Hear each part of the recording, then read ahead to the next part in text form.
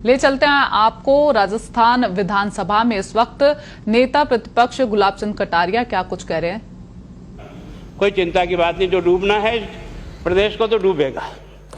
मतलब 10 वर्ष में चाहे मेरा सरकार रही हो चाहे आपकी रही हो, किसी मैं स्वयं शिक्षा मंत्री हूँ, अपराधी होऊंगा, कोई चिंता की बात नहीं।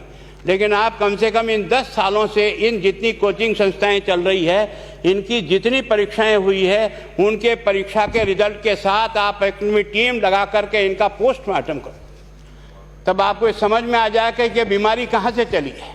ये बीमारी इन व्यवसायियों के थ्रू चली है। मैं और आप पेपर आउट करेंगे, पेपर लाऊंगा, 5 लाख दे दूंगा, 8 लाख दे दूंगा, मैं क्या 2 करोड़ 5 करोड़ 8 करोड़ दे सकता हूँ क्या भैया?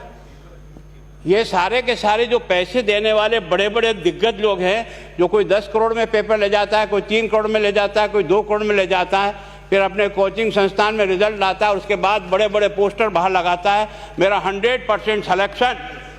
ये है बीमारी की जड़। अगर मार करना चाहते हो तो यहाँ करो, तब तो जाकर के इसको कोई रोक सकोगे। बाकी से केवल मन को संतुष्ट करने का काम करो तो ये राजस्थान के उस गरीब बच्चे के साथ न्याय नहीं होगा, जो बड़ी मुश्किल से पढ़ता है, अपने घर में बूढ़े माँ बाप को भूखे मार के पढ़ता है और उसके बाद परीक्षा के लिए जाता है, रोता हुआ घर लौटता है। क्या दुख नहीं होता है? हम लोगों के मन में कोई रहम नहीं है कि आखिर उस बच्चे का क्या होगा जो अपनी बड़ी पीड़ा के साथ पढ़ रहा है। इन सारे पैसे वाले लोगों के पास में आपने सारी सरकारी नौकरियों को भेज दिया। मैं बहुत कड़वा सच बोल रहा हूं। आज जो पिछले 8 साल में नौकरी में लगे ना, उन सब का भी पोस्टमार्टम कराओ, आपको लगेगा आधा फर्जी मामला निकलेगा। कोई है नहीं, कोई सोचने वाला है इस पर कि आखिर उसके दर्द को कौन जानेगा, है ना। जिस प्रकार से हमने परीक्षा के माध्यम से इन पैसे वाले लोगों को उतार करके सारे के सारे उन गरीबों की आशाओं के ऊपर पानी फेर दिया। रात और दिन पड़ता है, भूखा प्यासा पड़ता है, घर बेच करके पढ़ता है, खेत बेच करके पढ़ता है, लेकिन जब उसका सिलेक्शन नहीं होता तो जहर खा के मरता है। कोई इस पीड़ा को समझने के लिए तैयार नहीं है। और हम इस कानून को ला करके दुनिया को बताना चाह रहे हैं कि हमने इतना बड़ा कानून कर दिया, इस कानून से कुछ भी नहीं होगा। मैं आज आपको कह रहा हूं, ये जो आपने नए प्रावधान जोड़े हैं, मैं सोचता हूं कि मुझे कुछ बोलने की इच्छा नहीं, मुझे बहुत दुख है इस बात का। क्या होगा ये?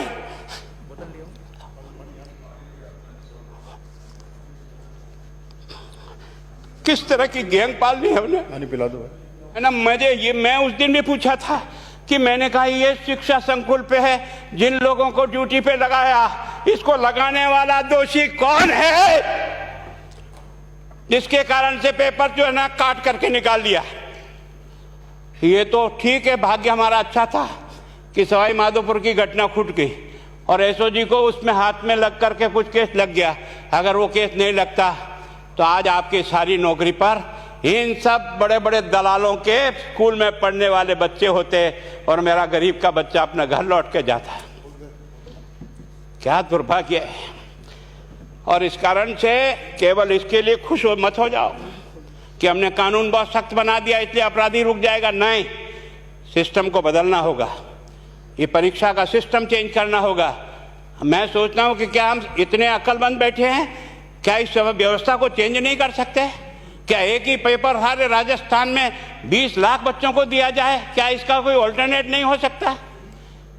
इसका ऑल्टरनेट सोचना चाहिए कि हम परीक्षा को टुकड़े टुकड़ों में कैसे कर सकते हैं।